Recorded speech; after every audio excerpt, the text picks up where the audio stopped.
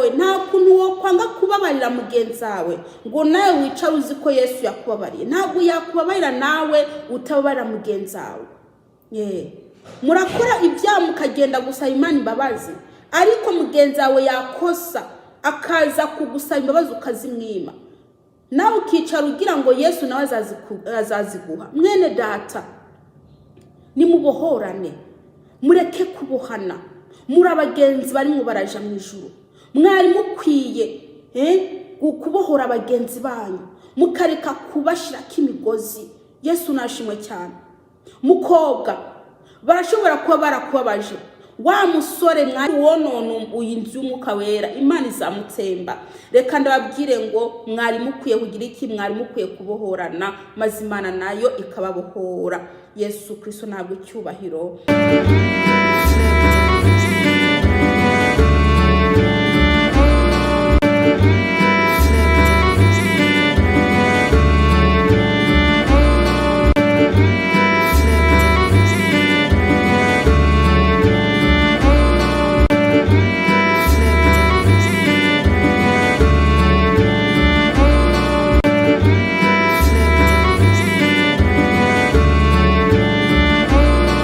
ndabaramukije mwese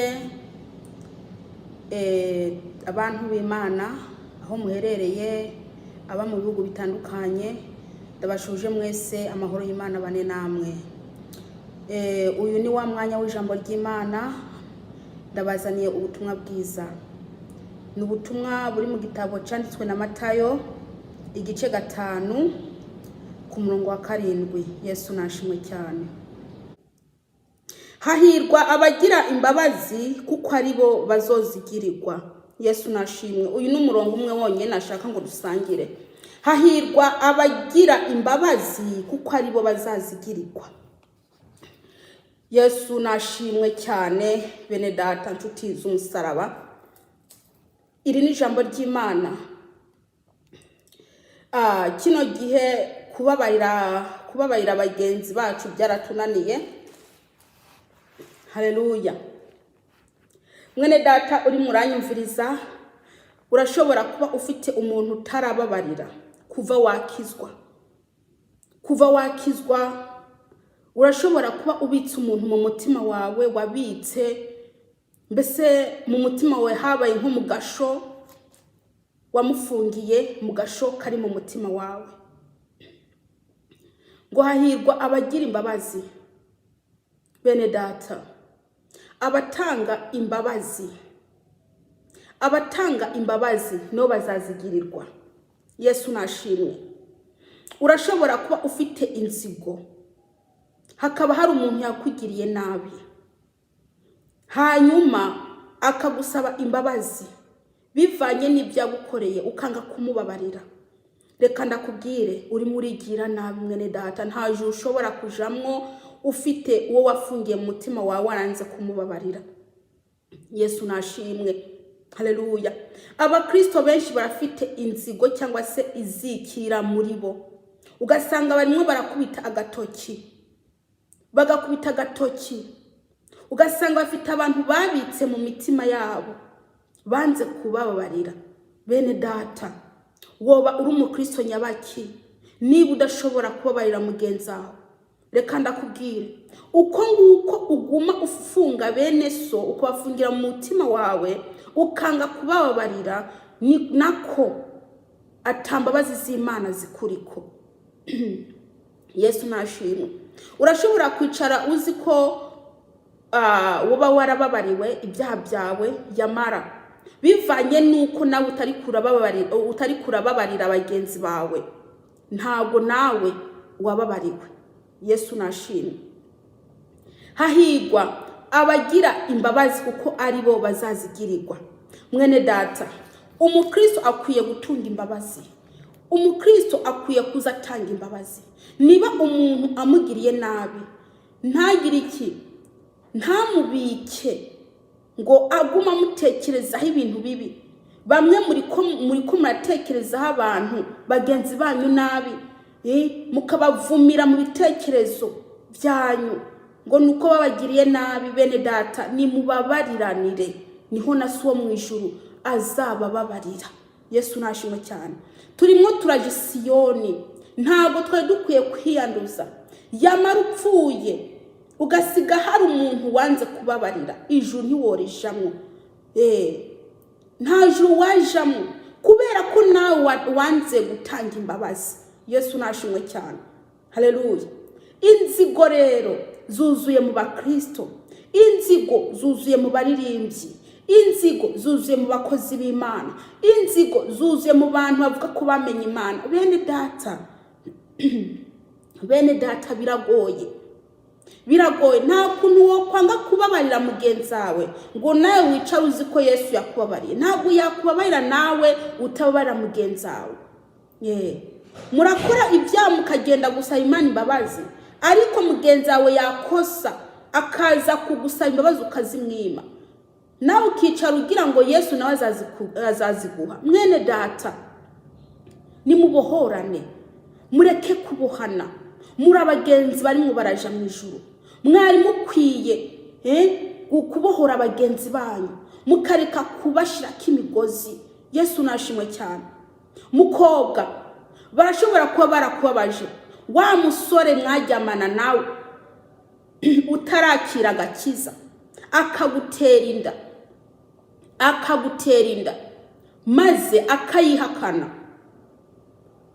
Yarakubabaje, by'ukuri yarakubabaje, ariko none ubu waronse agakiza, wamubabariye. Ni kubera iki uguma umubitse mu mutima wawe? Ni kubera iki uguma umwiyumviraho nabi? Bene data, nimubohorane, ni naho no mu ijuru bazakubohora. Yesu nashimwe cyane. Wa muvyeyi we, abana bawe barashobora kuba barakugiriye nabi, ariko noneho bakakubabaza, umutima wawe ugakomereka. Dore reka kubabika mu mutima wawe, nubababarire. Urashobora gupfa umwanya wari wo wose, upfuye ugapfira mu byaha, waje hehe? Bene data, nimubohorane. Yesu nashimwe.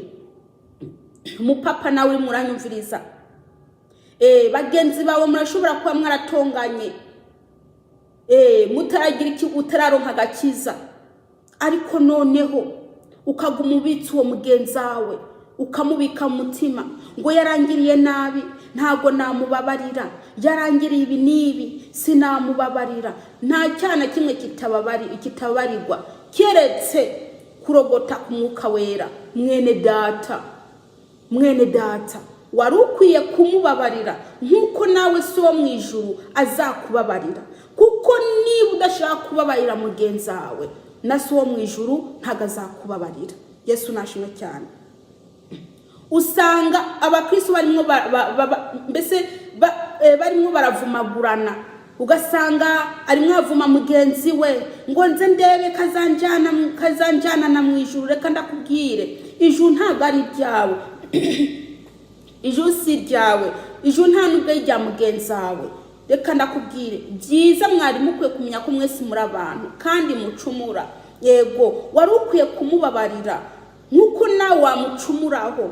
Yesu natugire neza. Turi abantu, hano mu isi turi ingenzi, bene data. Yesu nashimwe. Buri muntu akwiye kubabarira mugenzi we, kubera ko iminsi umaze ntago ari usigaje. Mwene data, Yesu Kristo aje gutwara umugeni. Niyasanga hari umuntu wazirikiye mu mutima wawe, mwene data, uzasigara. Yesu natugire neza. Ntabwo muri ko murababariranira, ugasanga umugore n'umugabo baricaye mu rugo bakosheranije, ntibashaka gusabana imbabazi. Nubwo umugabo yasaba umugore imbabazi, ntamubabarire. Nubwo umugore yasaba umugabo imbabazi, ntamubabarire. Bene data, ese amahoro azaza gute mu gihe mudashaka gusabana imbabazi? Amahoro mu ngo zanyu azaza gute mu gihe mudashaka kubabariranira? Reka ndababwire, iyo ubabariye mugenzi wawe yaragucumuye ko ukamubabarira, yumva abohotse muri we, kandi nawe ubohotse. Yesu natugire neza. Uramenya, niba waranze kubabarira mugenzi wawe, we aguma afite umutima umuremereye, anakubonye akiruka. ntashake ko muhuza amaso. Kubera iki wanze kumubabarira? Mwene data, uriya muntu waboshe n'umubohore. Ujya muntu wanze kubabarira n'umubabarire kugira ngo wicire inzira ije Siyoni. Yamara niba udashaka kumubabarira, nawe so mu ijuru ntazakubabarira. Yesu natugire neza. Mwebwe rero murabohanye, ntago mushaka kubohorana, murabohanye. Imitima yanyu yuzuye abantu mwaboshe, mwafungiye mu mitima yanyu, muguma mubitotombera. Abakristo ntago bari bakwiye kwitotombera bagenzi babo. Abakristo ntago bari bakwiye kubohana. Oya mwene data, dore umwami Yesu araje, aje guhemba no guhana, aje gutwara itorero. Mwene data niyaza agasanga hari uwo wafungiye mu mutima wawe wanze kubabarira, ijuru ntuzajamo. Yesu natugiye neza. Nimubabariranire, niho na so mu ijuru azabababarira. Yesu nashimwe cyane. Haleluya. Mukwiye kumenya ko mwese muri abantu kandi muri ko muraje Siyoni. Abantu barimo baraje Siyoni bose ntago bari bakwiye kugira iki? Kubohana. Hariho n'uwundi muntu atabazi Yesu Kristo, ataramenya Kristo, ariko akaba yaragucumuye ko. Mubabarire. Nubwo ataraza gusaba imbabazi, Bwiza imbabazi umubabarire. Yamani mudashaka mubabarira mwene data, nta juru ufite. Haleluya. Ababagira nabi mubabarire. Yesu Kristo yarakubiswe, yaratutswe, yarambuwe imyenda, yambitswe ubusa, bamuciriye amacancwe, baramugize nabi, baramututse ibitutsi. Ariko ntago yababwiye nabi. Bene data, dukwiye kugera ikirenge mu ca Yesu. Yesu nashimwe. Rero abana b'Imana ntago twari dukwiye kugira inzigo, ntago twari dukwiye kuboha abantu mu mitima. Twari dukwiye kugira iki? Kugira imbabazi, tukababarira abagenzi bacu bacumuye ko. Mwene data, ashobora kuba ufite umuntu wanze kubabarira, dore n'umubabarire. Guhera uyu munsi n'umurekure, uvuga ati ndakubabariye, ntago nzongera kukubika mu mutima wanjye. Yesu Kristo nakugire neza. Wewe mwene data, urashobora kuba ubabaye igihe kirekire, dore nureke kubika inzigo, nuyigira ikintu yivanemo, usabe Imana imbabazi. Haleluya. Nuwo muntu waboheye muri wowe umurekure yidegembye. Yesu nashimwe cyane.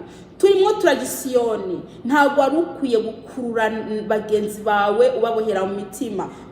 Wari ukwiye kwidegembya, ukumva ufite amahoro. Yesu nashimwe. Rero uko kuntu wumva ushaka kubabarirwa, ni nako na mugenzi wawe ashaka kubabarirwa. Ariko mu gihe udashaka kumubohora ngo umurekure umuvane mu mwako gasho wamushizemo kitwa umutima wawe, ntago nawe yakwidegembya. Ariko noneho Yesu Kristo yaduhamagariye kwidegembya. Yesu Kristo ashaka ko buri muntu wese aronka amahoro. Ariko mwebwe ba Kristo ntago mushaka kugiranira imbabazi, ahubwo muri ko murabuza amahoro bagenzi banyu mu bwo kubabohera mu mitima yanyu. Dore nimubarekure bidegembye. Yesu Kristo nabageneza.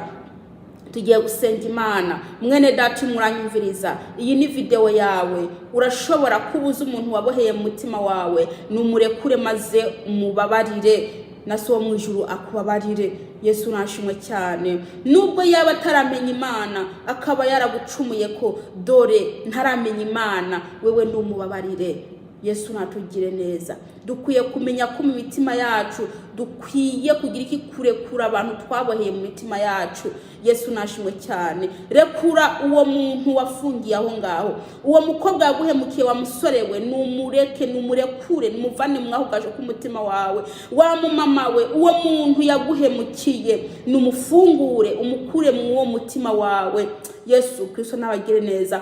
Wa mupapa we, uwo muntu yaguhemukiye, numukure mu mutima wawe, nufungura ku gasho ariko mutima wawe, maze yidegembye, nawe ubwawe widegembye, nawe ubwawe wironkera amahoro. Haleluya. Bene data, mukwiye kubaho muzi ko Yesu Kristo aje gutwara umugeni. Rero mukwiye kureba ko mwamuri ko murakora akantu kariko kose kabaza Kristo, cyangwa se katuma mutaja mu ijuru, maze mukakagira iki? Mukakareka. Haleluya. ino mibiri twambaye ni inzu y'umwuka wera, kandi uwonona inzu y'umwuka wera Imana izamutsemba. Reka ndababwire ngo mwari mukwiye kugira iki? Mwari mukwiye kubohorana, maze Imana nayo ikababohora. Yesu Kristo ntabwo icyubahiro. Dusenge Imana.